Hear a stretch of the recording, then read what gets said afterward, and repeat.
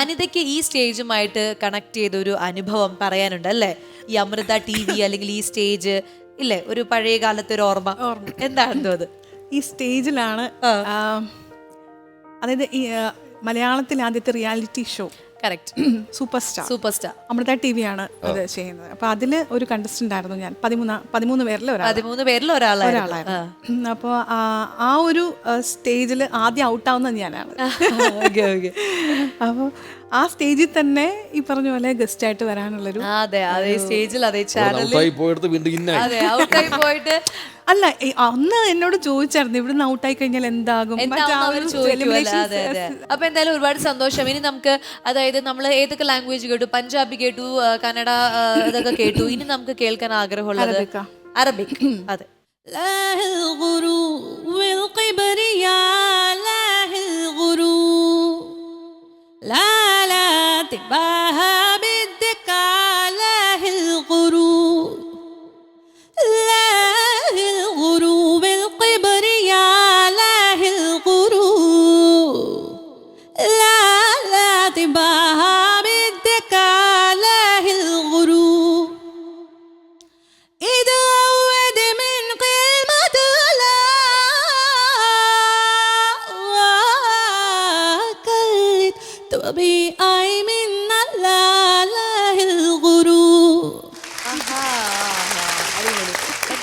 അർത്ഥം അതായത് മലയാളത്തിലുള്ള ഒരു അർത്ഥം ലവറിനെ വിളിക്കുന്ന ഒരു സോങ് ആണ്. ലവറിനെ വിളിക്കുന്ന സോങ് ആണ് ഇത്. ഇങ്ങനെ വിളിച്ചാൽ ലവർ വരുമോ?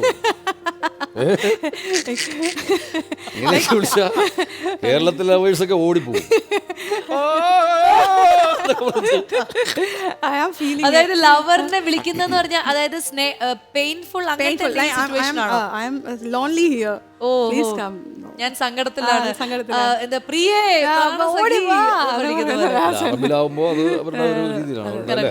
ഇപ്പൊ നമുക്ക് പ്രേംകുമാർ ചേട്ടൻ ഒരു അറബി പാട്ട് പഠിപ്പിക്കാൻ പറഞ്ഞു കഴിഞ്ഞാല് പെട്ടെന്ന് ഒരു പാട്ട് ഇങ്ങനെ ഒരു വരി പറഞ്ഞ് ചേട്ടൻ അത് റിപ്പീറ്റ് ചെയ്യുക, അങ്ങനെ ഒരു പാട്ട് പഠിക്കാൻ ആഗ്രഹം തോന്നുന്നുണ്ടോ?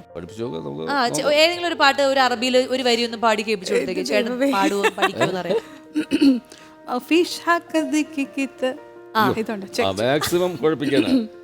വേറെ ഒരു പാട്ട് കമ്പോസ് ചെയ്യാം. അതെ ചെയ്തോളൂ. ശരിക്കും മ്യൂസിക് ഡയറക്ടറാണ് കേട്ടോ. അത് നമ്മൾ പറഞ്ഞില്ല. അതായത് മ്യൂസിക് ഡയറക്ടറും കൂടിയാണ്. ക്രോസ് എന്ന് പറഞ്ഞിട്ടുള്ള ഒരു സിനിമയ്ക്ക് നമുക്ക് ആ വിശേഷങ്ങൾ നമുക്ക് ഇനി ഒരു കഥയായിട്ട് നമുക്ക് പറയാനുണ്ട്. അപ്പൊ മ്യൂസിക് ഡയറക്ടറിന്റെ വിശേഷങ്ങളിലേക്ക് കടക്കുന്നതിന് മുമ്പ് മ്യൂസിക് ഡയറക്ടർ ഒരു ഗായകനെ കയ്യിൽ കിട്ടിയ സ്ഥിതിക്ക് ഒരു പാട്ട് പഠിപ്പിക്കാൻ പോവാണ്. ഞാനൊന്നും കമ്പോസ് ചെയ്തിട്ടില്ല. ചേട്ടന് പുതിയ സ്പോട്ടായിട്ടൊരു പാട്ട്, വേറെ ആരും ഇത് പാടരുത്. ചേട്ടൻ ഒരു സാ പറഞ്ഞേ, ഒരു പിച്ച് പറഞ്ഞേ. مرحبا مرحبا مرحبا مرحبا مرحبا مرحبا مرحبا مرحبا مرحبا حبيبي حبيبي حبيبي حبيبي അതായത് പാടുത്തന്ന് എന്താണോ അതേപോലെ തന്നെ പാടി. പറയൂ എന്താണ് ഈ ഗായകൻ? എനിക്ക് കേട്ടപ്പോ അങ്ങനെയാണ് തോന്നിയത്, അസലായിട്ട് പാടി. ഇതിപ്പോ പുതിയതായിട്ട് ഉണ്ടാക്കിയ പാട്ടാണ്. അതെ, ഇത് എത്രയും പെട്ടെന്ന് ഇതിന്റെ ഫുൾ പാട്ട് അനിത കമ്പോസ് ചെയ്യാനും അത് പ്രേംകുമാർ ചേട്ടൻ തന്നെ അറബിയിൽ പാടാനും ഉള്ളൊരു പണിയോട് പണിയല്ലേ. ഭാഗ്യം ഉണ്ടാവട്ടെ നിങ്ങൾക്ക്, അത് ജനങ്ങൾ സഹിക്കട്ടെ. പ്രേംകുമാർ ചേട്ടൻ എപ്പോഴും മലയാളം പാട്ടുകളോട് ഒരു പ്രത്യേക ഇഷ്ടമുള്ള ഒരാളാണ്. അതുകൊണ്ട് മലയാളം പാട്ടുകൾ നമുക്ക് വേണ്ടി പാടിത്തരാനും ഒരു പ്രത്യേക ഇഷ്ടമുള്ള ഒരാളാണ്. അപ്പൊ ഇന്ന് ഞങ്ങൾക്ക് വേണ്ടിയിട്ട് ഒരു മലയാള പാട്ട് ഇഷ്ടമുള്ള. അപ്പൊ ഞാൻ ഒരു കാര്യം ചെയ്യാം, നമ്മൾ നേരത്തെ കളിച്ചില്ലേ, അതുപോലെ ഒരു പല്ലവി അനുപല്ലവി ആദ്യം പാടാം. അത് ഏതാണ് പല്ലവി എന്നുള്ളത് കണ്ടുപിടിക്കണം. പഠിച്ചു.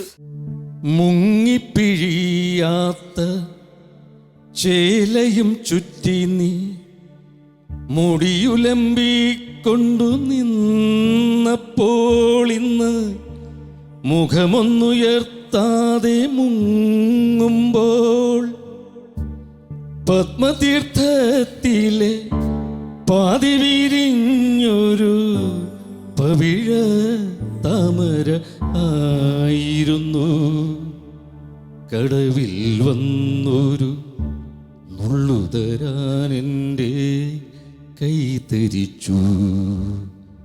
കൈതരിച്ചു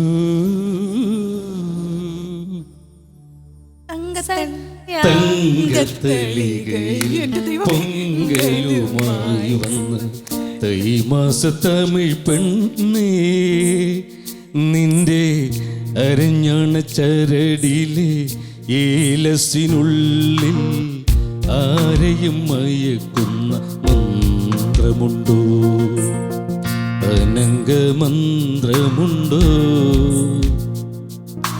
തങ്കത്തളികയിൽ പൊങ്കലുമായി വന്ന തൈമാസ തമിഴ് പെണ്ണേ.